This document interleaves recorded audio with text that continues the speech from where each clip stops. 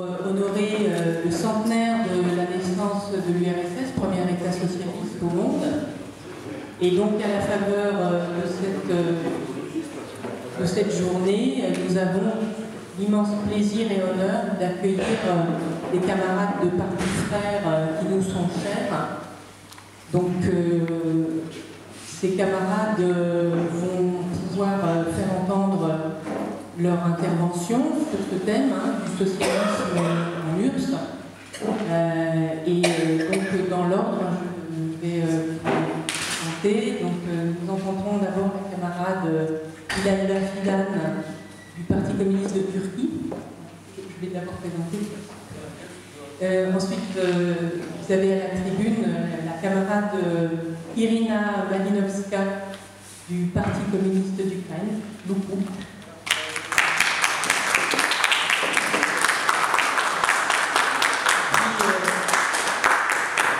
Notre camarade Aguenas, secrétaire central et responsable de la section internationale KKE.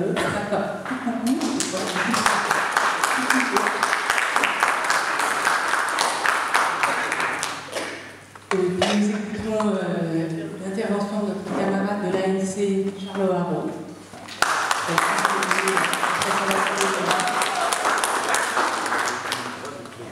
Et puis nous terminerons avec l'intervention du secrétaire général du Parti communiste révolutionnaire de France, Pierre Corot. Voilà, à la suite de quoi nous pourrons avoir un débat avec les intervenants, toujours sur ce thème précis et tellement utile pour nous aujourd'hui, du socialisme qui s'est construit dans l'Union soviétique. Voilà, donc pour commencer, j'invite la camarade Ilalla à venir à la tribune.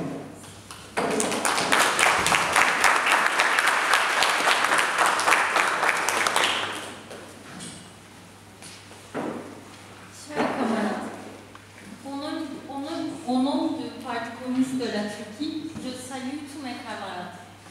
Entre la révolution d'octobre et la fondation de l'Union soviétique, les peuples ont eu beaucoup d'expériences révolutionnaires.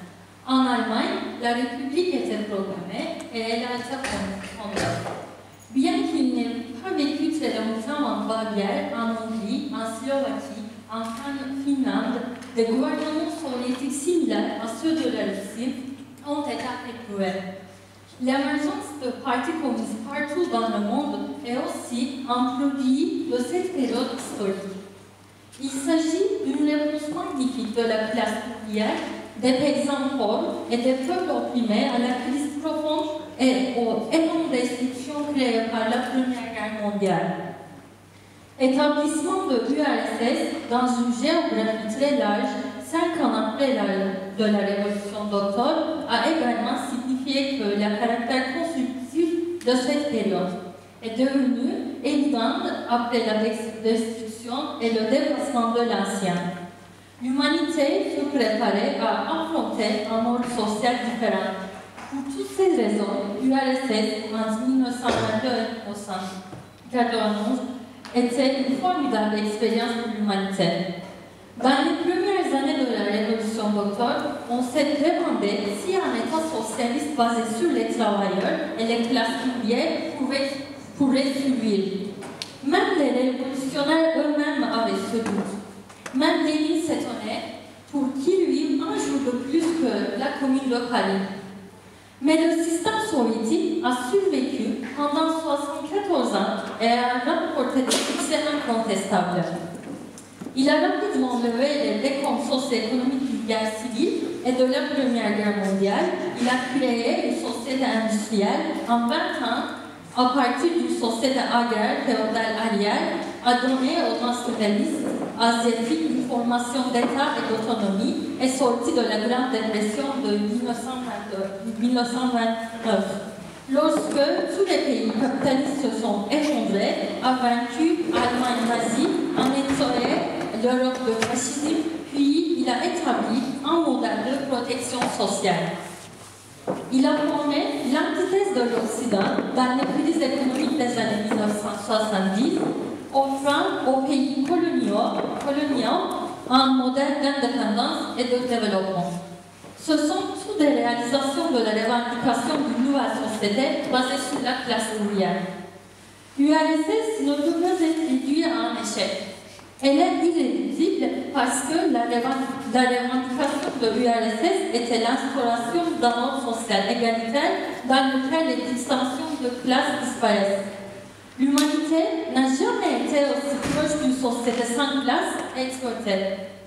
L'URSS n'a pas échoué, non seulement parce qu'elle a fait des choses incroyables dans les domaines de la science, de l'éducation, de la santé, de la culture et des arts et de l'industrialisation, mais aussi elle a fait d'énormes progrès dans la résolution du chômage, de l'injustice sociale, de la faim, du sans-abrisme et de nombreux problèmes sociaux. L'expérience de l'URSS inspire toute l'humanité aujourd'hui. Nous, en tant que Parti communiste de Turquie, voyons les noyaux de cette expérience depuis la création de la République turque. Le pouvoir socialiste en Russie et le mouvement dans la géographie anatolienne avaient deux idéologies différentes et deux caractères de classe différents. Mais ils étaient le produit de la même vague révolutionnaire. Il était impossible que la lutte nationale dans la géographie anatolienne, qui a été le facteur principal de l'établissement de la République turque, réussisse sans l'aide militaire, politique et économique de l'Union soviétique. L'expérience soviétique forme la base de notre lutte anti-impérialiste dans notre géographie, où nous avons ressenti l'influence de l'impérialisme américain dans notre propre géographie pendant de nombreuses années. La puissance dominante du système, les États-Unis et ses proches alliés ont retrouvé le droit d'intervenir dans tous les pays en absence de l'URSS qui les a freinés. De plus, l'impérialisme a lancé une attaque ouverte contre tout ce qui a émergé à la fois après la révolution d'octobre et après de la Seconde Guerre mondiale. L'Union soviétique avait beaucoup de sens, non seulement en tant que superpuissance qui stabilise militairement et économiquement les États-Unis, mais aussi en tant que pays qui la menaçait et en tant qu'un projet social entièrement différent. L'Union soviétique menaçait l'Occident idéologiquement et moralement. L'origine de l'illégitimité de phénomènes tels que l'exploitation, le colonialisme, le racisme, le fascisme, l'injustice sociale et la discrimination à l'égard des femmes, c'est 8 exemples différents créés par l'URSS contre ce problème. Aujourd'hui, l'exploitation brutale et les inégalités prévalent dans les deux pays, puisque la coopération a un caractère qui reproduit cette exploitation et ces inégalités, il ne s'agit qu'un rêve à empêcher. Pour les deux pays, et puisque nous sommes le parti de la Turquie, nous ne pouvons jamais différer notre objectif et prétendre renverser le système d'exploitation en Turquie. La lutte contre l'impérialisme, la lutte contre l'OTAN et la lutte contre le pouvoir du capitalisme formant tout dialectique. L'existence de l'URSS était avant tout un refuge pour les mouvements ouvriers mondiaux. En présence de ce modèle, le capitalisme occidental ne pouvait pas exploiter ses propres travailleurs comme il le souhaite et prenait des mesures institutionnelles comme l'État social pour contenir les inégalités. Même l'apaisement par l'URSS de ces tensions avec l'Occident a suffi à déclencher un formidable vague d'attaques contre les syndicats et les mouvements ouvriers en Occident au milieu des années 1980. État-providence s'est rapidement effondré, les inégalités, les politiques qui augmentent les inégalités ont commencé à être appliquées de manière délibérée. L'URSS a été une voie importante à monter pour amener l'humanité vers une utopie. Le fait que cette voie semble avoir perdu sa crédibilité n'a pas conduit à une nouvelle utopie et a laissé l'humanité sans utopie. Nous pensons qu'il est inévitable de regagner l'héritage de l'URSS pour restaurer cette utopie. L'ordre impérialiste capitaliste actuel n'est pas durable. Le capitalisme n'a d'avenir ni économiquement, ni politiquement, ni moralement. En ce sens, l'expérience soviétique, malgré toutes ses faiblesses, continue d'exister en tant qu'expérience vivante et significative qui montre ce qui devrait et ce par quoi le capitalisme devrait remplacer. L'humanité n'accepterait jamais cet ordre social irrationnel. On l'a déjà fait, on recommence à le refaire. Vive notre lutte du socialisme et du communisme. Merci.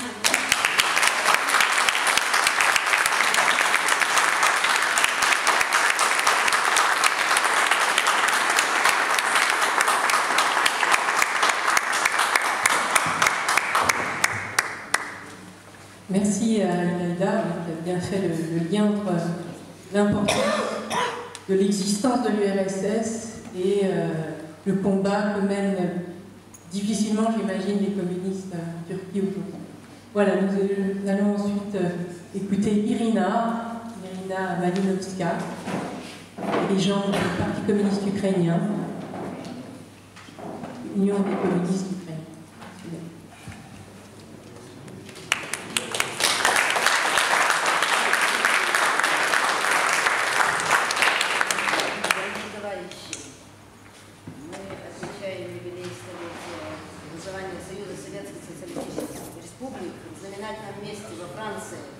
Колыбели Парижской коммуны, и Парижскую коммуну, и победу Великой Октябрьской социалистической революции, и образование СССР.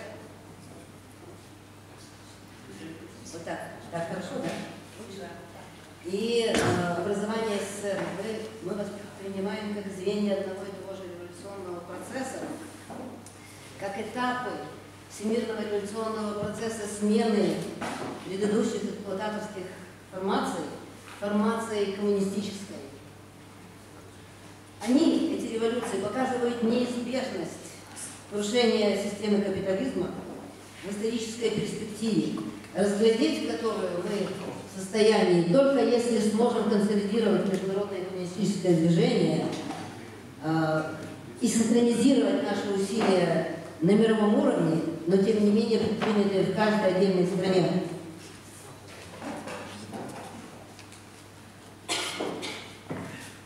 Nous célébrons le 100e anniversaire de la formation de l'URSS dans un lieu significatif à Paris. Berceau de la Commune de Paris, la première tentative de l'humanité pour mettre fin à la société d'exploitation et réaliser l'émancipation du travail par rapport au pouvoir du capital.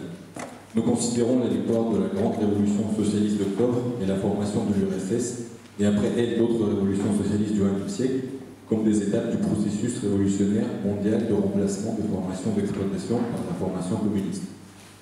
Il montre l'inéluctabilité de l'effondrement du capitalisme dans une perspective historique que nous ne pouvons voir que si nous sommes capables de consolider le mouvement communiste international, de synchroniser ses efforts dans chaque pays et de rapprocher ainsi cette perspective. Donc, là, je vais lire la suite du discours de Irina, après cette introduction. Tout d'abord, nous partons de la compréhension matérialiste dialectique de l'histoire. Nous comprenons le socialisme comme une étape nécessaire de la formation communiste, comme un processus de suppression des rapports capitalistes et de transition vers des rapports socialistes.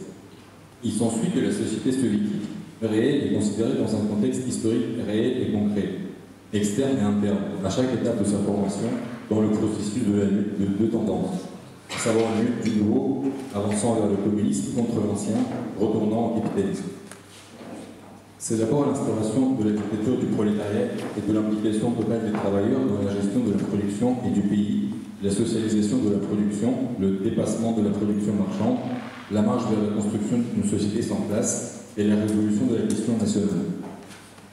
Nous sommes catégoriquement contre les définitions du socialisme en URSS qui sont répandues dans le discours politique dominant aujourd'hui en tant qu'un empire, un projet, une expérience sociale, un modèle, une utopie, un socialisme mutant, un socialisme égalitaire, un système de commandement administratif, voire un capitalisme d'État.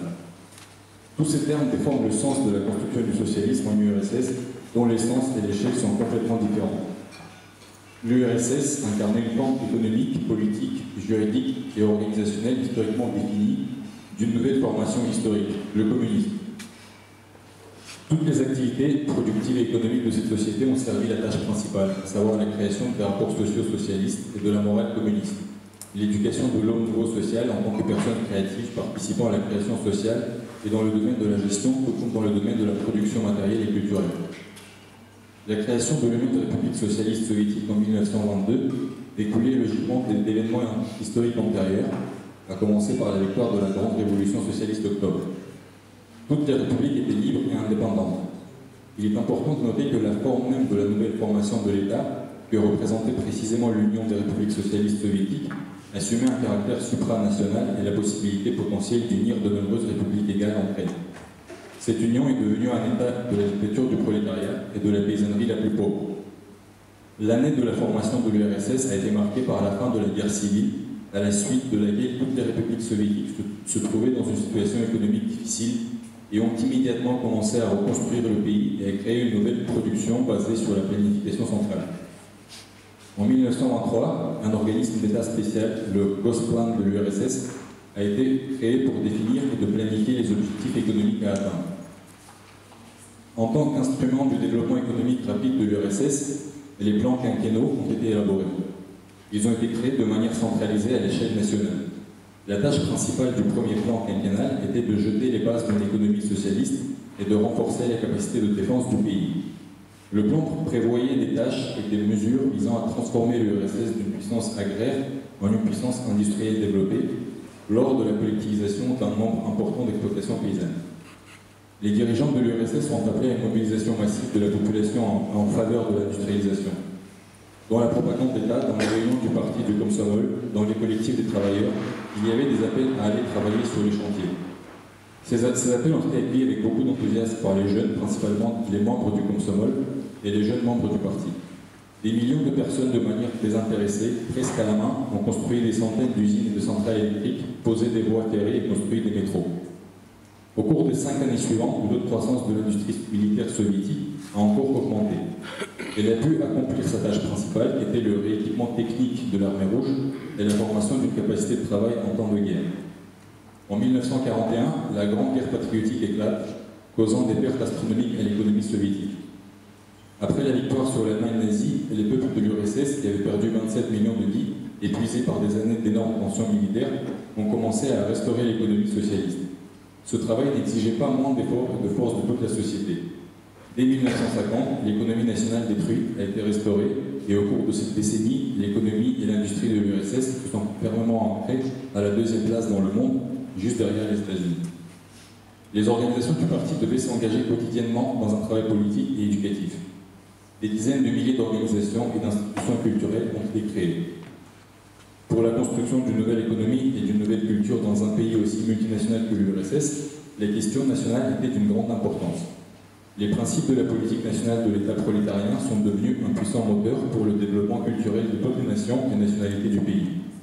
Après avoir éliminé les antagonismes de rapports sociaux et assuré le développement intégral de l'économie et de la culture de tous les peuples soviétiques, la classe ouvrière, en résolvant la question nationale, a enrichi la pratique du mouvement révolutionnaire mondial d'une nouvelle compréhension de l'internationalisme. En cours de route, d'autres tâches, mais pas moins difficiles, ont été résolues, comme développer une théorie pour créer des alphabets pour des dizaines de peuples non alphabétisés de l'URSS et mettre cette théorie en pratique.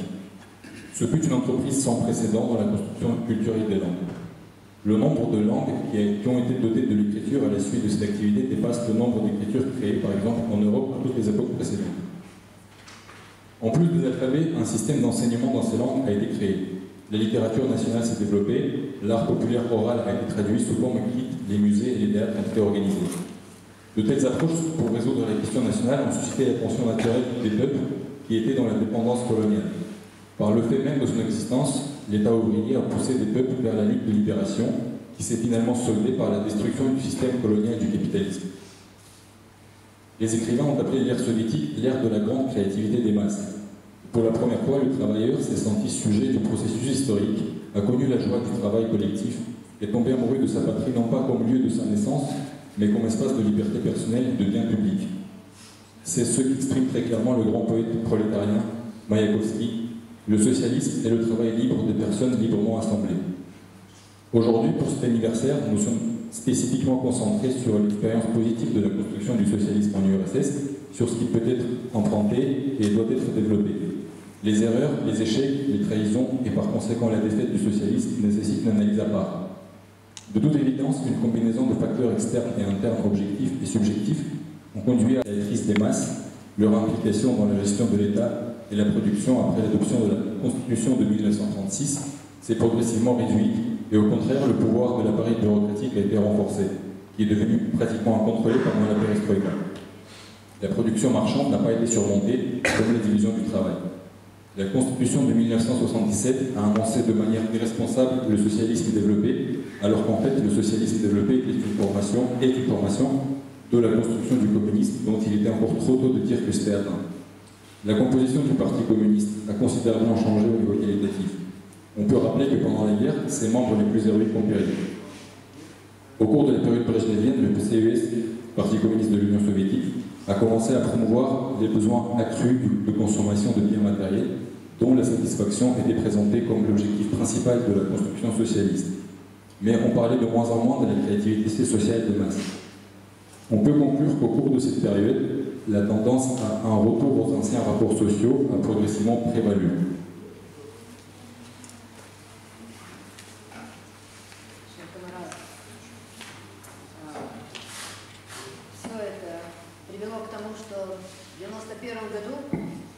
Советский Союз пал, прекратил свое существование. Силы регресса победили. Над Кремлем был спущен красный флаг. И тогдашняя ситуация лучше всего описывается метафорической строкой: беда, когда упавшего бойца выпадает знамя, трагедия тогда, когда некому его поднять.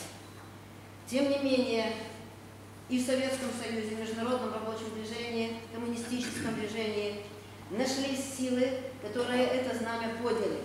Уже была организована движение коммунистической инициативы. Уже была образована большевистская платформа в КПСС. Во всех республиках ширились движения за Советский Союз. Существует международное рабочее движение, международное коммунистическое движение с ядром из эффективно действующих коммунистических партий в ряде стран Европы, Латинской Америки и Азии. При всех слабостях, разногласиях во мнениях и партийных расколах фундаментальные вопросы и практические задачи пролетарского движения регулярно обсуждаются прежде всего на платформе Солиднет, на многочисленных семинарах, в межпартийных встречах. Все это дает надежду на то, что дело Великой Октябрьской социалистической революции и социалистических преобразований в СССР, которые действительно имели место, будет продолжено пролетариатом на новых витках истории. И, скорее всего, дорогие товарищи, это и будет происходить так, как было раньше. В штурмах, победах, временных отступлениях и новых штурмах. Пока рабочий класс не станет классом для себя во всемирном масштабе. В Советском Союзе рабочий класс таким классом стал.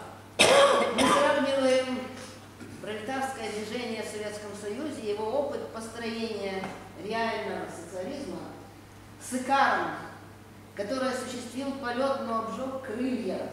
Мы надеемся, что следующие полеты будут уже не на перьевых крыльях, а на чем-то более технологически способном, и крылья себе Икар не обожжет даже о солнце, которое жжет наше. Спасибо.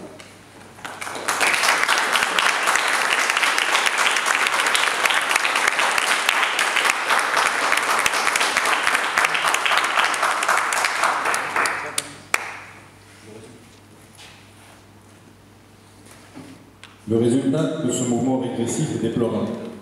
En 1991, l'Union soviétique a cessé d'exister en tant qu'entité étatique. Le drapeau rouge a été retiré du Kremlin et pourtant il y avait des camarades pour lever la bannière déchue de l'URSS. À cette époque, le mouvement de l'initiative communiste et la plateforme bolchevique dans le Parti communiste de l'Union soviétique s'étaient déjà formés et des mouvements pour l'Union soviétique étaient organisés dans toutes les républiques. Il existe un mouvement communiste international avec un noyau des partis communistes efficaces dans un certain nombre de pays de l'Europe, d'Amérique latine et d'Asie. Malgré toutes les difficultés, les divergences d'opinion et les clivages des partis, les questions fondamentales et les tâches pratiques des révolutions prolétariennes sont régulièrement discutées lors de réunions internationales, principalement sur la plateforme Solidnet. Tout cela indique que la cause de la grande révolution d'octobre et des transformations socialistes en URSS sera poursuivi par le prolétariat à de nouveaux tournants de l'histoire. Très probablement, cela se produira dans des assauts, des victoires, des retraites et des défaites temporaires, et encore de nouveaux assauts, jusqu'à ce que la classe ouvrière devienne une classe à part entière à l'échelle mondiale. Et donc, la camarade a aussi fait un parallèle avec le mythe, la mythologie grecque, donc Icare. Donc Icare qui s'est brûlé les ailes à l'assaut du ciel. L'analogie est faite avec la construction du socialisme en URSS, et c'est cet héritage-là qu'on a aujourd'hui et qu'on défend.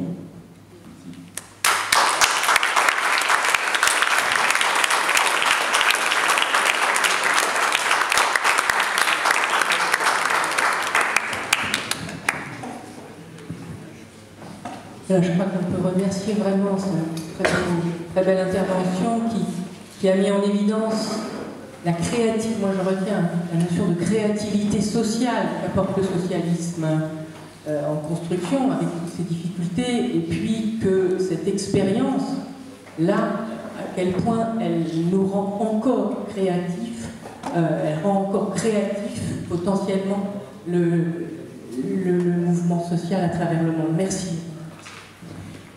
Voilà, donc je vais maintenant passer la parole à notre camarade Vaguenas, qui va donc nous faire parler.